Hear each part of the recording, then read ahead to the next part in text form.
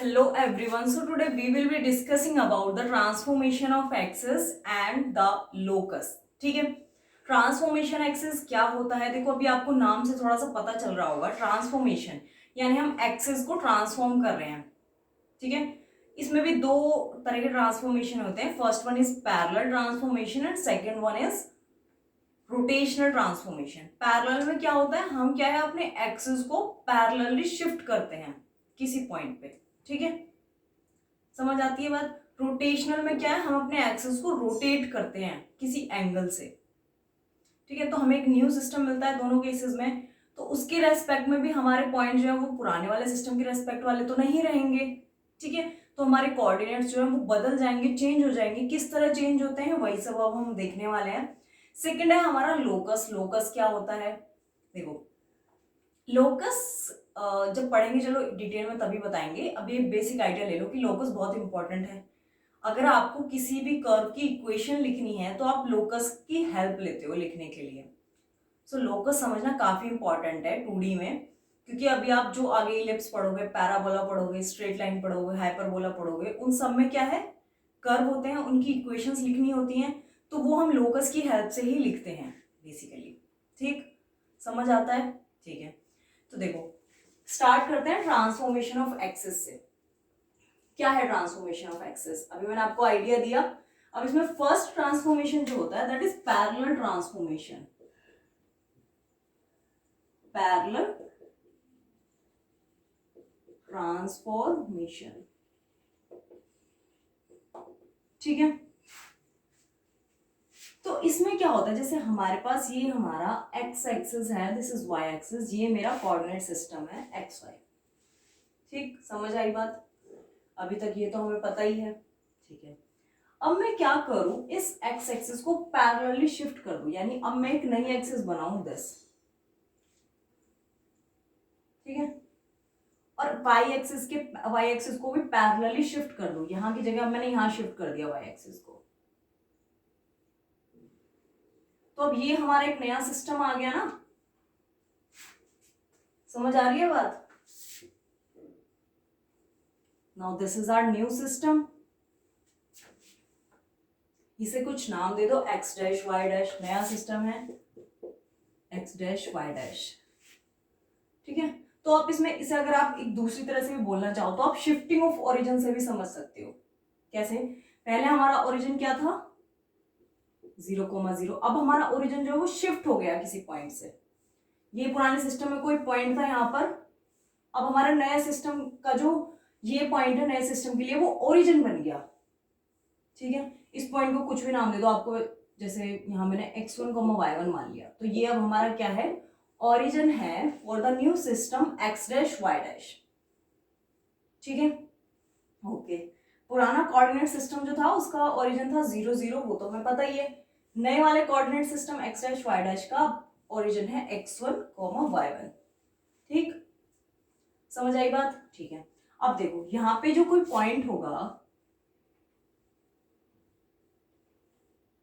कोई भी पॉइंट लिया मैंने, पी एक्स कोमा वाई, ठीक है, तो ये मुझे कोई point P x comma y कैसे मिला होगा? अगर मैं अपनी एक्स एक्सिस पे दिस वाइड एक्स डिस्टेंस चली, ठीक है, और उसी तरह अपना अगर मैं वाई एक्सिस पे this distance is y distance चली, तो मेरा कहीं जाकर मुझे क्या मिलेगा, ये P x comma y point मिलेगा। समझ आती है अपनी बात? ओके, अब एक बात बताओ, ये ओ डैश x1 को y1 कैसे मिल रहा है? अगर ये डिस्टेंस हमारी x1 है and this distance is y1, तब ये पॉइंट हमें मुझे यहां कहीं x1 y1 मिल रहा है। इतनी बात समझ आती है? ठीक है, अब ये अगर मेरा x, y है, तो अगर नई सिस्टम में मैं इस पॉइंट को देखूंगी तो वो मेरा कुछ x डैश y डैश होगा, क्योंकि हमने नए सिस्टम में क्या है, x डैश y डैश लिए हैं। तो according to new system this point is x dash y dash, x dash y dash. ठीक है, अब मुझे क्या है, पुराने सिस्टम x और y कोऑर्डिनेट सिस्टम के रेस्पेक्ट में तो ये पॉइंट पता है, ये x, y है। लेकिन न्यू कोऑर्डिनेट सिस्टम जो है हमारा एक्स डैश वाई डैश, इसके रेस्पेक्ट में अगर मैं ये नया पॉइंट जो हमारा है एक्स डैश को वाई डैश, इसको निकालना चाहूंगी तो वो क्या है, चेंज हो जाएगा, वो पुराना वाला पॉइंट तो नहीं आएगा। ठीक है, तो कैसे बदलेगा वो देखो। आप एक बात बताओ, अगर आपको x तक पहुंचना है,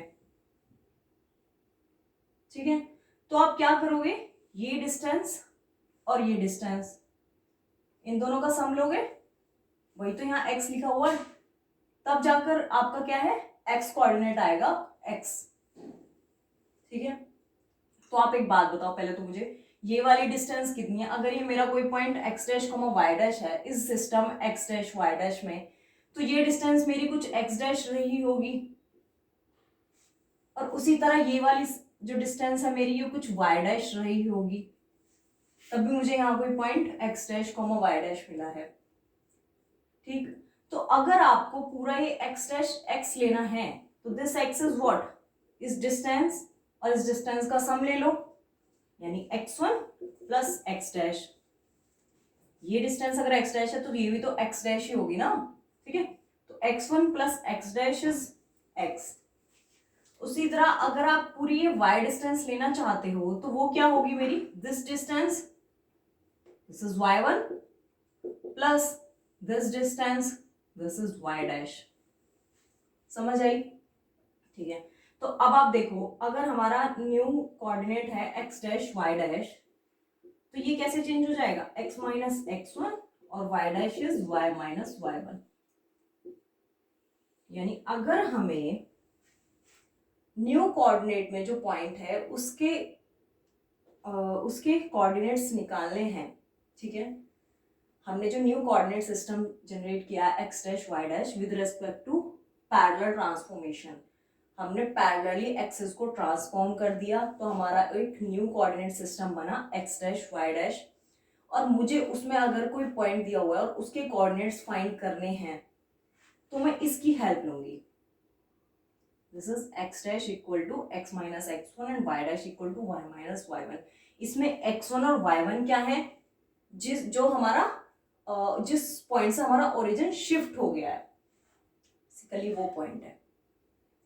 आपको क्वेश्चन वगैरह में कैसे पूछा जाएगा, आपसे कहा जाएगा कि आपका ओरिजिन शिफ्ट हो गया किसी पॉइंट से, ठीक है, और आपको बोला जाएगा कि आपके x और y कोऑर्डिनेट सिस्टम के रेस्पेक्ट में एक पॉइंट दिया हुआ है। अब आप जो नया सिस्टम जो बनेगा शिफ्टिंग करने पे, उसके रेस्पेक्ट में सेम पॉइंट के कोऑर्डिनेट बताओ, तो आप क्या है, इसकी हेल्प लोगे। This is very important. Transformation of axes में पैरेलल ट्रांसफॉर्मेशन के लिए ये यूज करते हैं हम, या फिर आप इसे शिफ्टिंग ऑफ ओरिजिन भी बोल सकते हो। हमने ओरिजिन को किसी पॉइंट से शिफ्ट कर दिया। समझ आई बात?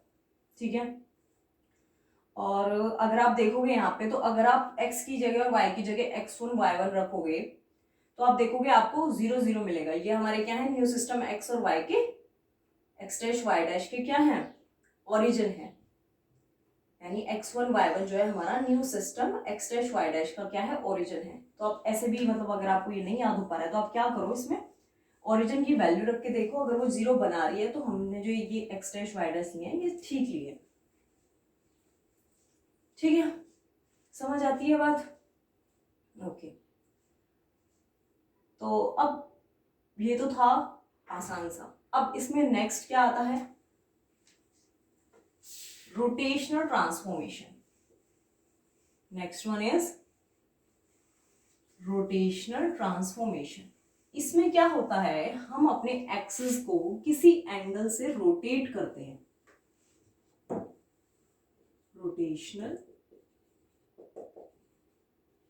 ट्रांसफॉर्मेशन, ठीक है, तो ये अगर हमारे पास अपना एक्स एक्सिस है and this is y axis, तो हम क्या करते हैं,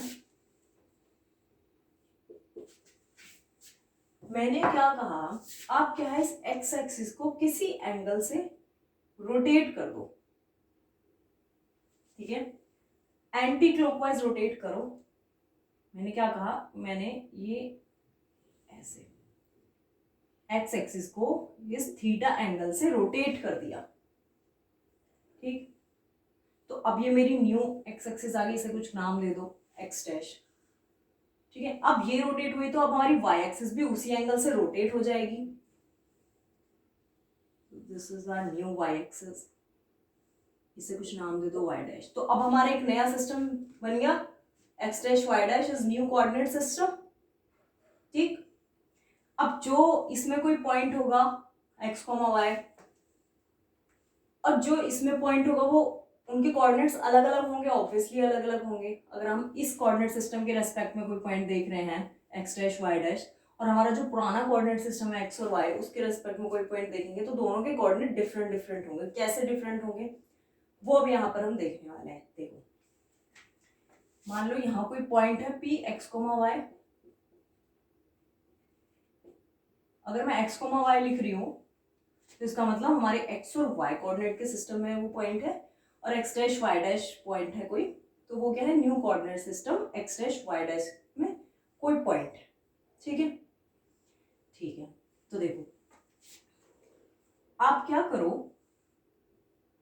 अगर ये हमारा एक्स कोमा वाई है और मैंने आपसे बोला इसकी, ये हमारा, आप देखो इस बार क्या हो रहा है, हमारा ओरिजिन सेम है, ओरिजिन चेंज नहीं हो रहा है बिल्कुल भी। ठीक है, उसमें क्या था, ओरिजिन शिफ्ट हो रहा था। इसकी डिस्टेंस अगर मान लो कुछ आर दी हुई है मुझे, दिस इज आर डिस्टेंस, यानी इस पॉइंट और इस पॉइंट के बीच की डिस्टेंस आर दी हुई है, दिस लेंथ इज आर। ठीक है, ये मेरा कुछ एंगल थीटा है, और मान लो ये जो पॉइंट है पी कॉमा वाई, यानी this OP line, OP line segment जो है मेरी एक्स एक्सिस से, दिस एक्स एक्सिस, इससे क्या है, अल्फा एंगल बना रही है। ठीक है, समझ आती है बात? ओके।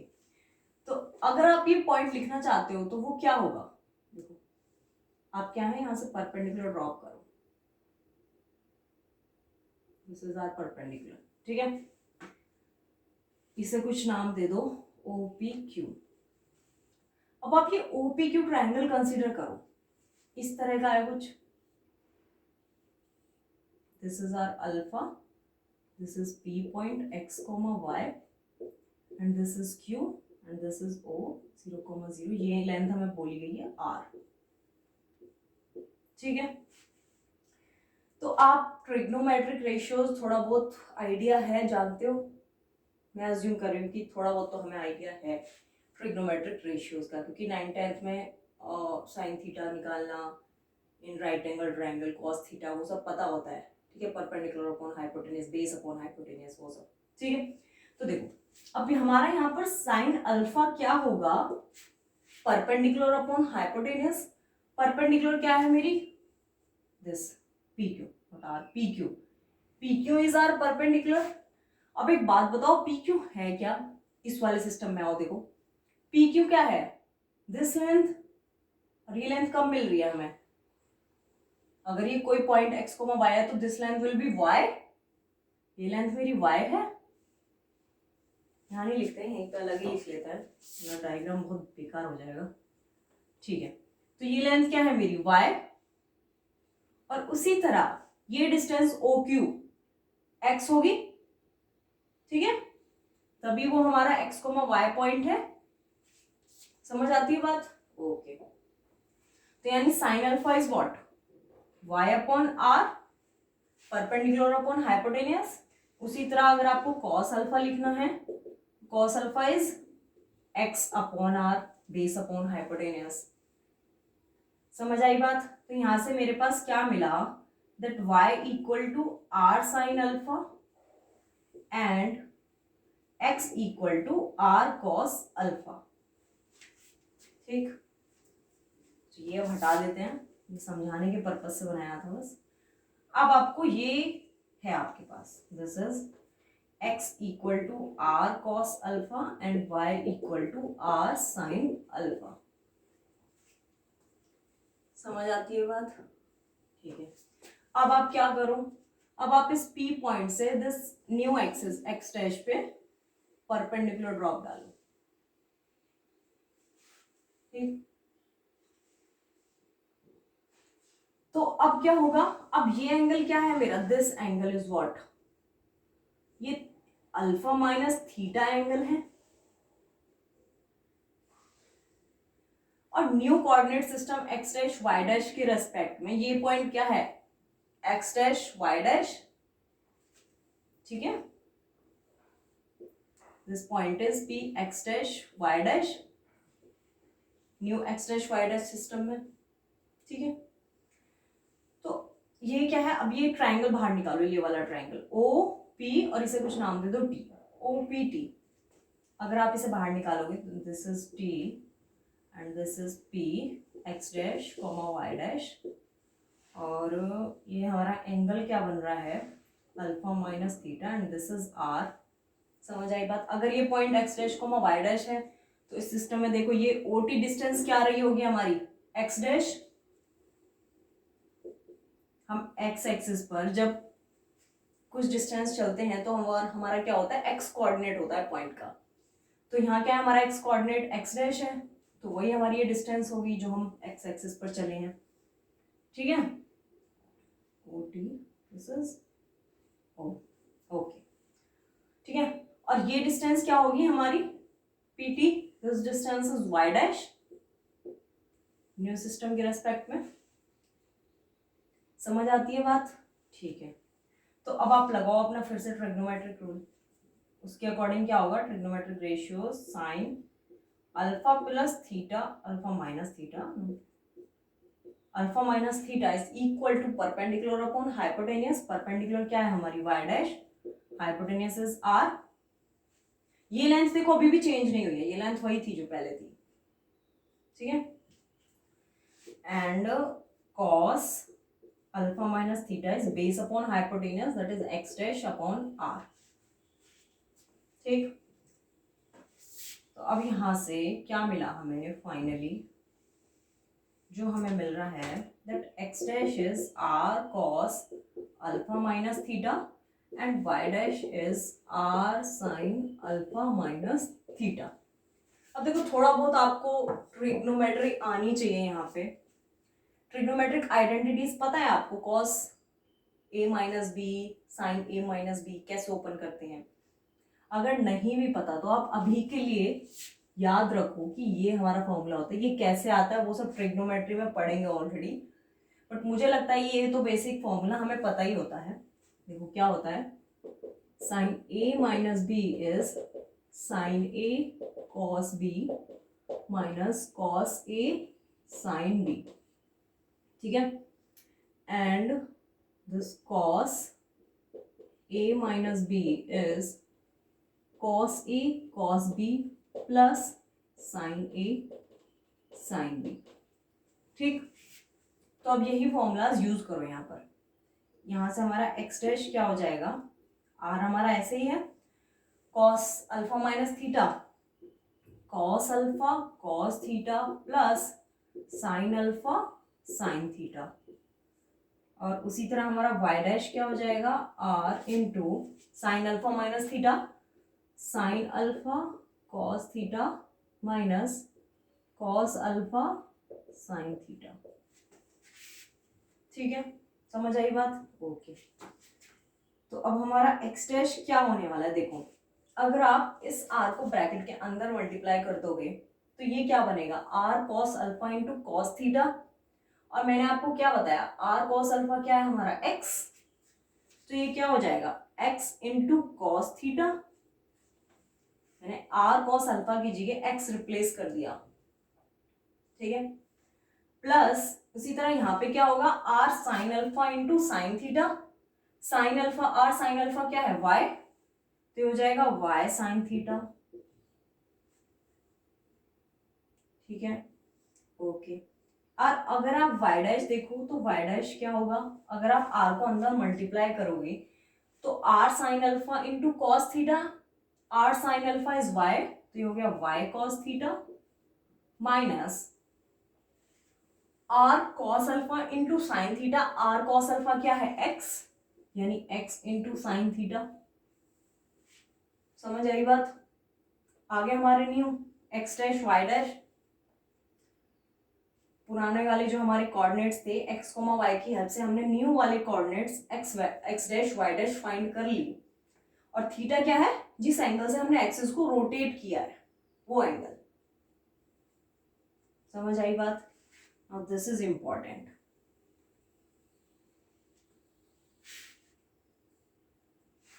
ओके ठीक है। अब देखो, अब आपने एक्स डैश वाई डैश तो फाइंड कर लिए, अब आप ये एक्स और वाई और फाइंड करना चाहते हो तो कैसे करोगे? आपको क्या है, एक्स और वाई भी फाइंड करने in terms of x dash and y dash और थीटा के टर्म्स में बेसिकली। अभी तो क्या है, ये आर आपको दिया हुआ है, अल्फा दिया हुआ है, तो आप क्या करो, इन दोनों इक्वेशंस में कॉस थीटा से मल्टीप्लाई कर दो। ठीक है, आप क्या करो, x dash cos theta is equal to x cos square theta plus y sine theta और कॉस थीटा। और इस वाली इक्वेशन में आप साइन से मल्टीप्लाई करो, साइन थीटा से, तो ये हो जाएगी y dash sine theta is equal to y sine theta cos theta minus x sine square theta. ठीक है, तो ये क्या हो गया हमारा, अगर आप इन दोनों को सब्ट्रैक्ट करोगे, क्या करो, दोनों को सब्ट्रैक्ट कर दो, तो ये हो जाएगा x dash cos theta minus Y dash sine theta is equal to, देखो ये वाली term x cos square theta है, यहाँ minus x sine square theta, जब आप माइनस करोगे तो ये प्लस बन जाएगा, तो this will be x into cos square theta, club कर लो इन दोनों को, प्लस साइन स्क्वायर थीटा। और उसी तरह अगर आप ये प्लस का है और ये माइनस का होगा तो ये दोनों तो कैंसिल ही हो जाएंगे। समझ आई बात? ठीक है, तो यहाँ से हमारा x क्या आ गया finally, cos square theta plus sine square theta is 1, तो यहाँ बचा x equal to x dash cos theta minus Y dash sine theta. आ गया आपके पास x कोऑर्डिनेट। अब सिमिलरली आप क्या करो, रिमूव कर देते हैं बीच के स्टेप्स। अब की बार फर्स्ट इक्वेशन में साइन थीटा से मल्टीप्लाई करो, फर्स्ट इक्वेशन में साइन थीटा से मल्टीप्लाई करो, x dash sine theta is equal to x cos theta sine theta plus y sine square theta. दूसरी वाली इक्वेशन में कॉस थीटा से मल्टीप्लाई कर दो, तो ये हो गया cos theta y dash is equal to y cos square theta minus x sine theta and cos theta. ठीक है, आप क्या करो, इन दोनों को ऐड कर दो। हाँ, ऐड करोगे तो ये वाली टर्म और ये वाली टर्म कैंसिल हो जाएंगी, ये वाली term, this term and this term will be cancel out, क्योंकि ये पॉजिटिव की नेगेटिव की ऐड करने पे कैंसिल हो जाएंगी।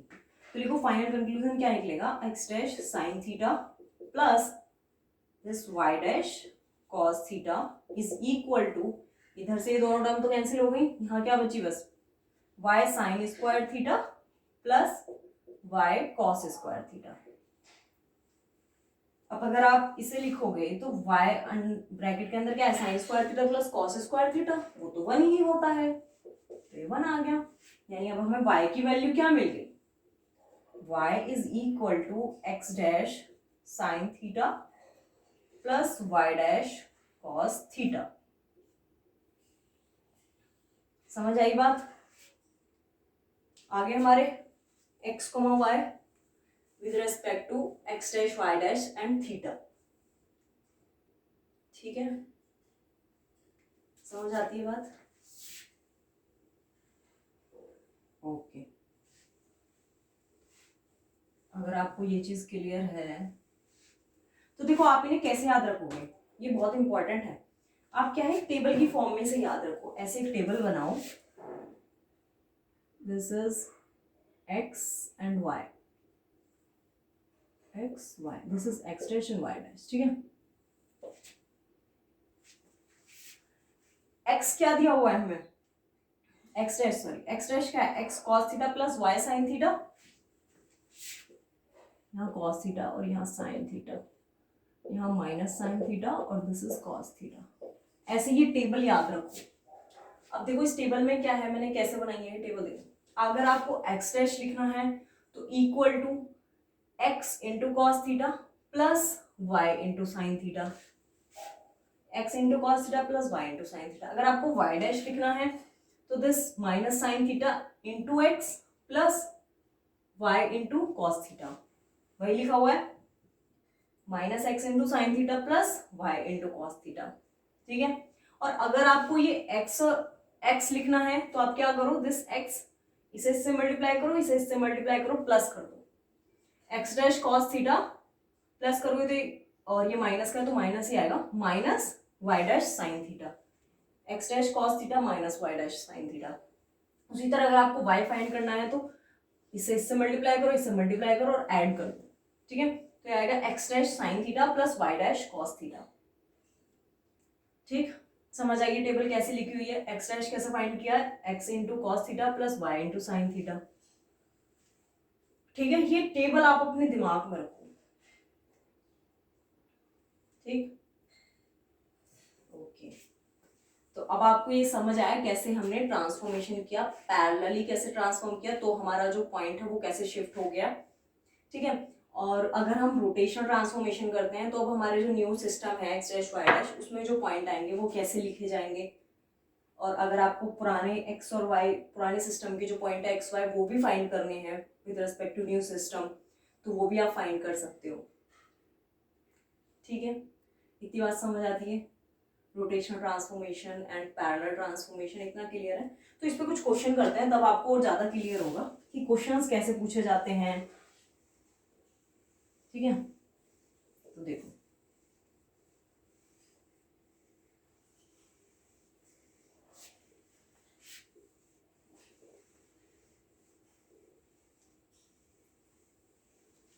Let's do some questions.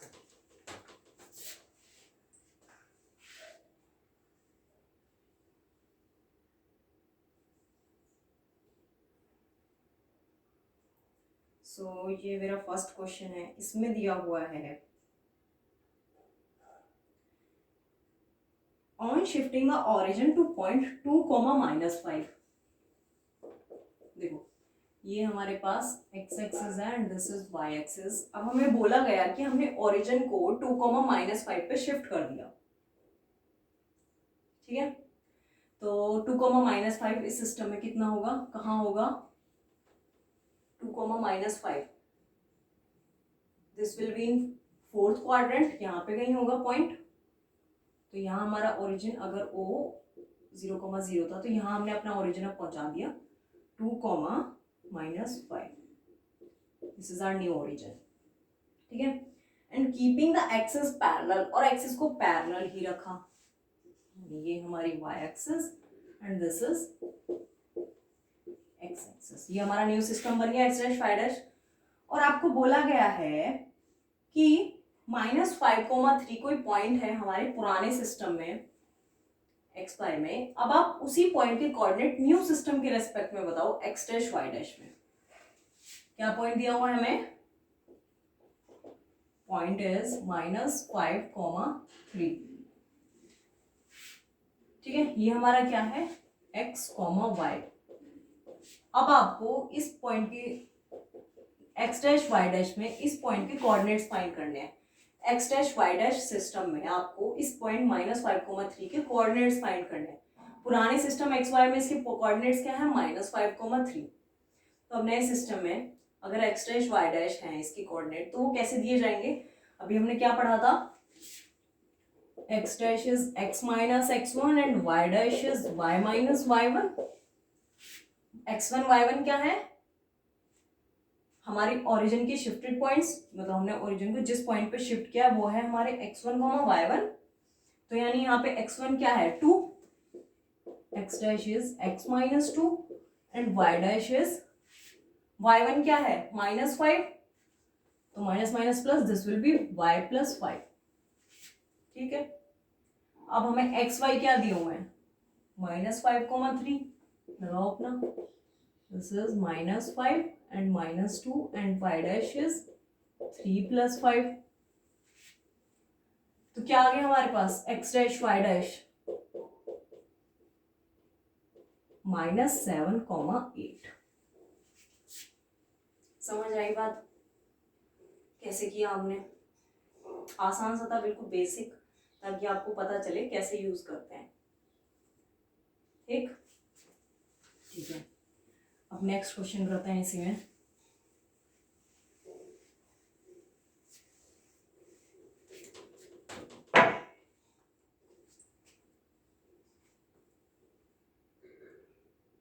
अब आपसे बोला गया है if axes are rotated through an angle of 30 degree, if axes are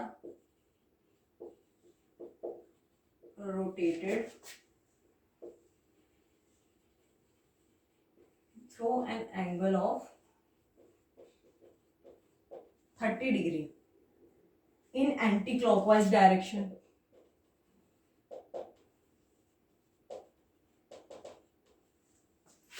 anti-clockwise direction, ठीक है। The coordinate of point, the coordinate of point, point क्या दिया हुआ है हमें? 4, -2√3 with respect to new axis, with respect to new axis, ठीक है। तो देखो, अब आपसे क्या बोला गया कि आपने अब की बार एक्सिस को रोटेट कर दिया एंगल 30 डिग्री से एंटी क्लॉकवाइज। अगर ये आपका एक्स एक्सिस और वाई एक्सिस था तो अब आपने इसे ये एंगल 30 डिग्री से रोटेट कर दिया, यानी हमने जो थीटा पढ़ा था वहां पे वो हमें 30 दिया हुआ है। ये हमारा न्यू सिस्टम एक्स डैश और वाई डैश बन गया। तो अब हमें पुराने सिस्टम एक्स वाई में कोई पॉइंट दिया हुआ है 4, -2√3, और अब आपसे बोला जा रहा है इस पॉइंट के कोऑर्डिनेट न्यू सिस्टम में क्या होंगे, एक्स डैश वाई डैश में इस पॉइंट के कोऑर्डिनेट्स क्या होंगे। तो देखो, अपनी वो टेबल याद करो, पहली बात तो उस टेबल को लिख लिया करो, एक्स डैश वाई डैश, यहाँ एक्स और y, sine cos theta sine theta, and this is minus sine theta and cos theta, ठीक है। समझ आई बात? ओके। अब आपको क्या निकालना है, ये new x dash y dash निकालना है। तो एक्स डैश क्या है, x cos theta plus y sine theta. तो यानी रखो अपना एक्स क्या दिया हुआ है हमें 4, एंड कॉस थीटा, थीटा क्या है 30 डिग्री, तो यानी कॉस 30, प्लस वाई क्या दिया हुआ है -2√3 एंड साइन 30 डिग्री। अब आपको cos 30 तो पता है कितना होता है, √3/2 प्लस क्या है माइनस हो जाएगा, ठीक है, -2√3 इंटू साइन 30, साइन 30 इज 1/2। ये आपको पता होना चाहिए, ट्रिग्नोमेट्रिक इतनी तो आती होगी, 9th 10th में पढ़ाई जाती है। तो ये हो गया 2√3 माइनस दिस इज √3, तो ये क्या बन गया √3, आ गया हमारा एक्स डैश। अब सेम पैटर्न में वाई डैश निकालो, वाई डैश क्या आएगा -x into sine theta plus y into cos theta, ठीक। तो y डैश क्या हो गया, अब रखो वैल्यूज, -x, x इज 4 दिया हुआ है हमें, sign theta is sine 30, plus y क्या दिया हुआ है -2√3 और cos 30, यानी -4 इंटू 1/2 -2√3 इंटू cos 30 इज √3/2। ये हो गया यहाँ से -2 एंड दिस इज -3, तो ये आ गया हमारे पास -5। समझ रहे हो ना कैसे, ये √3 इंटू √3 इज 3, ठीक। समझ आई बात? तो आ गए हमारे new point x dash comma y dash. कौन से पॉइंट है ये, 4, -2√3 का कोऑर्डिनेट है with respect to new system x dash y dash. जो हमने कैसे बनाया सिस्टम, पुराने सिस्टम को 30 डिग्री एंटी क्लॉकवाइज रोटेट करके। समझ आती है बात? ठीक है, तो ये चीज क्लियर है कैसे हमें यूज करना है। चलो आगे बढ़ते हैं।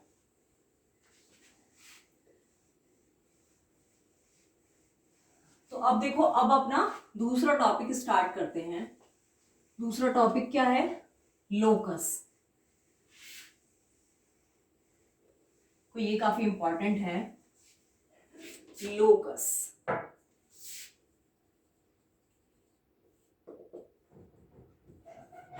ठीक, तो देखो लोकस क्या होता है। अगर आप एक पॉइंट लो, मूविंग पॉइंट, यानी एक ऐसा पॉइंट है जो मूव कर सकता है, ठीक है, और उस पर कुछ रेस्ट्रिक्शंस लगा दो। आपको बोलो मतलब ये मूव तो कर सकता है लेकिन विद सम रेस्ट्रिक्शंस, तो वो क्या है, वो मूविंग पॉइंट एक पाथ जनरेट करेगा। ठीक है, वो जो पाथ जनरेट होगा उसी को हम बोलेंगे locus of that moving point. जो हमने पॉइंट लिया है मूविंग पॉइंट, उसका लोकस बोल देंगे हम उस पाथ को जो वो जनरेट करेगा मूव करते करते। और हमने उस पॉइंट पे कुछ रेस्ट्रिक्शंस भी लगाई है मूव करने की, कि इन कंडीशंस में मूव करेगा। देखो आप ऐसे एज अ एग्जांपल लो, जैसे दो स्टूडेंट हैं, ठीक है, एक स्टूडेंट यहाँ पे है जहाँ मैं खड़ी हूँ, ठीक है, और एक स्टूडेंट, दोनों ने एक रस्सी पकड़ी हुई है, और दूसरा स्टूडेंट है। एक स्टूडेंट तो फिक्स है एक पॉइंट पे, ठीक है, एक बच्चा एक पॉइंट पर खड़ा हुआ है, लेकिन दूसरा वाला मूव कर सकता है। अब दोनों के हाथ में एक रस्सी है, लेकिन उसके पास क्या मूवमेंट की कंडीशन है कि दोनों ने एक रस्सी पकड़ी हुई है, वो इसी उसमें मूव करेगा, मतलब उस रस्सी को छोड़ के नहीं भाग सकता, वो रस्सी उसे पकड़े रखनी है। ठीक, तो वो क्या है, और उस रस्सी को दोनों को टाइट रखना है, सेम डिस्टेंस पे रखनी है, मतलब जो रस्सी है उसकी डिस्टेंस कम नहीं होनी चाहिए जब वो मूव करे, डिस्टेंस सेम रहनी चाहिए। ठीक है, ऐसा नहीं है कि आप थोड़ा सा आगे आगे तो डिस्टेंस क्या है, लूज होगी थोड़ी रस्सी तो क्या है वो डिस्टेंस कम होगी, नहीं, मैंने बोला है कि वो डिस्टेंस जो सेम रहनी चाहिए, इस तरह मूव करे कि उन दोनों के बीच की जो डिस्टेंस है, बेसिकली स्टूडेंट्स के बीच की डिस्टेंस जो उस रस्सी से मेजर कर रहे हैं हम, वो क्या है, वो सेम रहे, कांस्टेंट रहे। तो क्या है, वो कैसे मूव कर सकता है, ऐसे ऐसे ऐसे ऐसे एक सर्कल टाइप मूव कर सकता है, सर्कल की तरह बना सकता है। तो वो क्या, एक कर्व बन गया, यानी हम हमें क्या, एक सर्कल मिल गया। जैसे जैसे वो मूव करेगा, देखो इस तरह समझो आप, यहाँ एक बच्चा है वो खड़ा है, और यहाँ कोई दूसरा बच्चा है, ठीक है, ये तो यहाँ खड़ा है, ये नहीं हिलेगा, ये फिक्स है, ठीक है, और ये जो स्टूडेंट है ये क्या है, ये मूव कर सकता है, लेकिन उसमें क्या रेस्ट्रिक्शन है कि इन दोनों के बीच की जो डिस्टेंस जो हमने स्टार्टिंग में ली है वही डिस्टेंस मेंटेन होनी चाहिए। यानी इन दोनों ने, आप ऐसे समझ लो, एक रस्सी पकड़ी हुई है, ठीक है, ये डिस्टेंस इनकी क्या है, सेम रहनी चाहिए दोनों की हमेशा। ठीक, तो वो क्या है, ये यहाँ मूव कर सकता है, यहाँ यहाँ यहाँ यहाँ, इस तरह ये मूव करेगा, इस तरह इस तरह इस तरह। तो आप देख रहे हो एक पाथ जनरेट कर लिया इसने। ये पाथ क्या है, इस पाथ जो ये इसने पाथ जनरेट किया, इसी को हम कहते हैं locus of this moving point. अगर आप मूविंग पॉइंट का लोकस देख रहे हो तो वही ये पाथ जो जनरेट किया वही है। ठीक है, समझ आती है बात, बेसिक आइडिया लग गया। एक हमारे पास मूविंग पॉइंट है, उस पर हमने कुछ रेस्ट्रिक्शंस लगा दी मूव करने की। जैसे हमने इस पे रेस्ट्रिक्शन लगाई थी कि आपका जो है इस पॉइंट से इस पॉइंट की डिस्टेंस हमेशा बराबर रहनी चाहिए, चेंज ना हो। यानी अगर आप ये डिस्टेंस देखोगे, this distance, this are all same. तो अब आप देख रहे हो ये कर्व क्या बन रहा है, दिस इज सर्कल, ये क्या होती है, हमारी रेडियस होती है, सर्कल बन रहा है एक, समझ आया? ठीक है, तो इस पे क्या रेस्ट्रिक्शंस लगाई हमने, ये एक मूविंग पॉइंट है जो किसी फिक्स्ड पॉइंट से सेम डिस्टेंस पर रहे, इस तरह मूव करे कि उनके बीच की डिस्टेंस जो है वो हमेशा सेम रहे। तो उसने एक पाथ जनरेट कर लिया, तो वही हो गया हमारा locus of that moving point. समझ आती है बात इतनी? ठीक। तो अगर आप एज अ डेफिनेशन देखना चाहो तो path generated by a moving point with some restrictions. ठीक, ओके, लिख लेते हैं, path generated by a moving point with some given restrictions.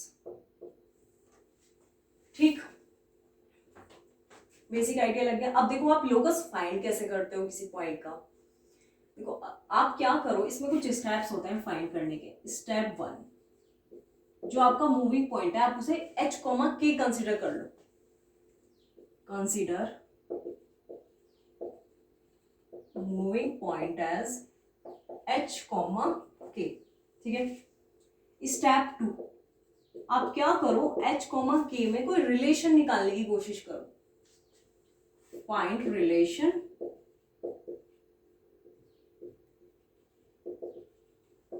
Between h and k।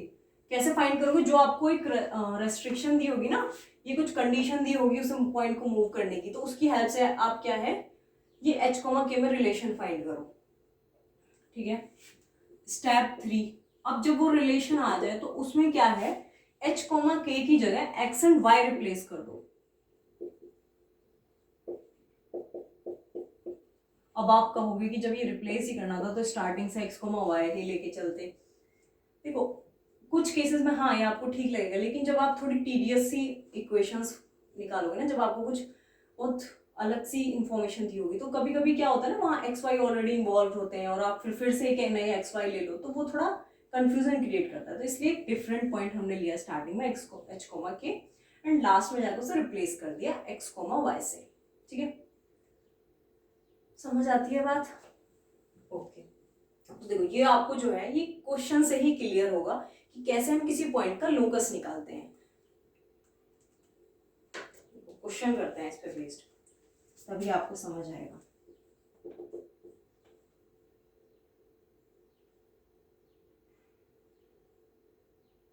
ये हमारा फर्स्ट क्वेश्चन दिया हुआ है। इसमें क्या बोला, that if a point A C comma 0 and B minus C comma 0 are 2 points। हमें दो पॉइंट दिए हुए हैं A एंड B, ठीक है, और हमसे बोला गया है लोकस ऑफ पॉइंट P। किसी पॉइंट P का लोकस फाइंड करो जो इस तरह से मूव करता है कि PA square plus PB square is equal to AB square. देखो आपको क्या करना है, आपको एक मूविंग पॉइंट P का लोकस फाइंड करना है जो इस तरह मूव कर रहा है। उस पर रेस्ट्रिक्शंस क्या है मूव करने की, कि उसका डिस्टेंस A पॉइंट से उसका स्क्वायर लो, जो उसकी डिस्टेंस है A पॉइंट से उसका square plus that moving point की डिस्टेंस फ्रॉम B पॉइंट उसका स्क्वायर इज इक्वल टू, ये जो दो गिवन पॉइंट है A B, इनके डिस्टेंस के स्क्वायर के इक्वल होना चाहिए। समझ आ रही है बात? क्या कंडीशन दी हुई है मूविंग की हमारे पास, ये हमें रेस्ट्रिक्शन दी हुई है कि पॉइंट मूव तो कर सकता है लेकिन इस रेस्ट्रिक्शन के अंडर ही मूव करेगा, ठीक। तो फर्स्ट स्टेप आपका क्या है, लेट P एनी पॉइंट जिसका हमें लोकस फाइंड करना, उसे h कोमा की कंसीडर कर लो। This is our moving point, ठीक है। अब आप अपनी रेस्ट्रिक्शन लगाओ, रिलेशन फाइंड करने की कोशिश करनी है हमें h कोमा के से। मैंने आपको क्या कहा था, जो आपको कंडीशन दी हुई हो मूविंग पॉइंट के ऊपर उसी को यूज करो h कोमा के में रिलेशन निकालने के लिए। तो हमें क्या दिया हुआ है, PA square plus PB square is equal to AB का स्क्वायर। PA क्या है हमारा, distance between point P and A। तो लगाओ डिस्टेंस फॉर्मूला, दो पॉइंट है हमारे पास, this is our point P and A हमारा क्या है C कोमा 0। डिस्टेंस फॉर्मूला से ये पॉइंट, ये P डिस्टेंस क्या आएगी, h माइनस C का whole square plus K minus 0 का स्क्वायर यानी K स्क्वायर। अब इसका भी होल स्क्वायर लेना है plus PB, P and B point क्या है हमारे पास, माइनस C कोमा 0। तो लगाओ अपना PB कैसे निकलेगा, under root of h minus C, h plus C का whole square plus K minus 0 का स्क्वायर यानी कि K का स्क्वायर, इसका भी अभी मैं होल स्क्वायर दिया हुआ है, इज इक्वल टू AB का स्क्वायर। ये दो पॉइंट है, सी प्लस सी का होल स्क्वायर और इसका होल स्क्वायर। ठीक है, समझ आती है बात? ओके, अब ये क्या हो गया हमारा, ये स्क्वायर और अंडर रूट कैंसिल हो जाएंगे तो ये हो गया h माइनस सी का whole square plus K square plus h plus सी का whole square plus K square is equal to, ये कैंसिल आउट हो जाएंगे, दिस इज 2c का होल स्क्वायर। समझ आती है बात? ओके, अब क्या है ये होल स्क्वायर्स, ओपन करो और अपना देखो कैंसिल आउट करके क्या बन रहा है फाइनल हमारा रिजल्ट। चलो करते हैं, H square plus C square minus 2ch plus K square plus H square plus C square plus 2ch plus K square is equal to 4c square. ये हमारा 2ch कैंसिल आउट हो गए, ये क्या बना 2h square plus 2k square plus 2c square is equal to 4c square. ये h square plus k square is equal to 4c square minus 2c square is 2c square. ये final क्या बन गया, 2 से 2 कैंसिल आउट करो, h square plus k square equal to c square.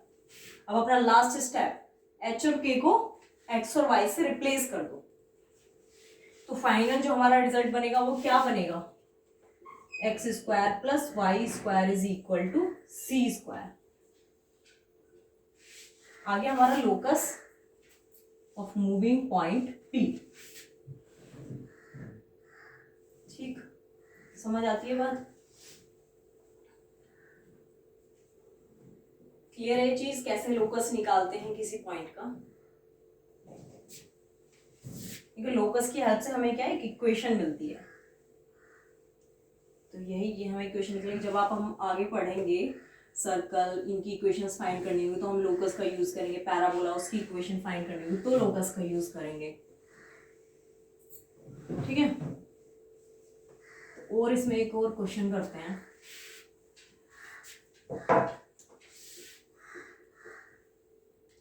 एक और question करते हैं, the locus of a point which move in such a way that its distance from origin is thrice the distance from x axis। देखो ऐसे दिया हुआ, आपको कोई पॉइंट दिया हुआ है, मूविंग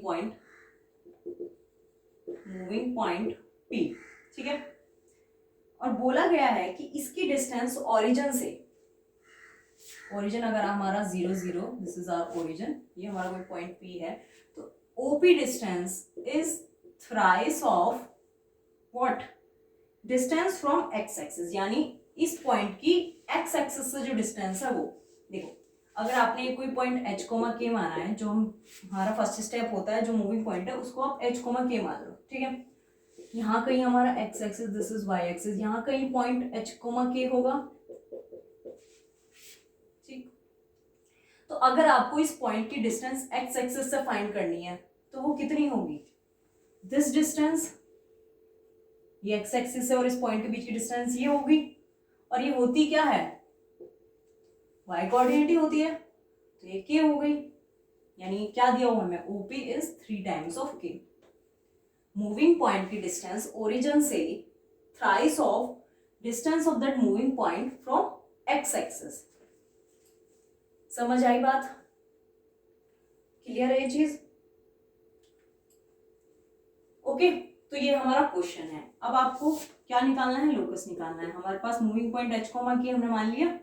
अभी OP डिस्टेंस क्या होगी, लगाओ अपना डिस्टेंस फॉर्मूला, h माइनस 0 का स्क्वायर प्लस k माइनस 0 का square is equal to 3 times of k। दोनों तरफ स्क्वायरिंग कर दो तो ये अंडर रूट कैंसिल हो जाएगा, ये बनेगा h square plus k square equal to, अगर इसके स्क्वायर करेंगे तो 9k स्क्वायर, तो ये हो गया हमारा h square plus k square minus 9k square is equal to 0, h square minus 8k square is equal to 0। अब आप क्या करो, इसमें h और k को x और y से रिप्लेस कर दो, आ गया हमारा final locus of a moving point P। और मूविंग पॉइंट, उसमें कंडीशन क्या है कि उसकी डिस्टेंस जो है ओरिजिन से वो थ्राइस होनी चाहिए उस पॉइंट की डिस्टेंस एक्स एक्सिस से। देखो हमने क्या करा, पहला स्टेप मूविंग पॉइंट को एच कोमा के कंसीडर किया। नेक्स्ट स्टेप में क्या है, जो हमें कंडीशन दी हुई है इसके अकॉर्डिंग हमने क्या है एच और के में एक रिलेशन फाइंड किया, और फाइनल स्टेप हमने एच और के को एक्स कोमा वाई से रिप्लेस कर दिया। ठीक, समझ आती है बात, ये चीज क्लियर है? ठीक है,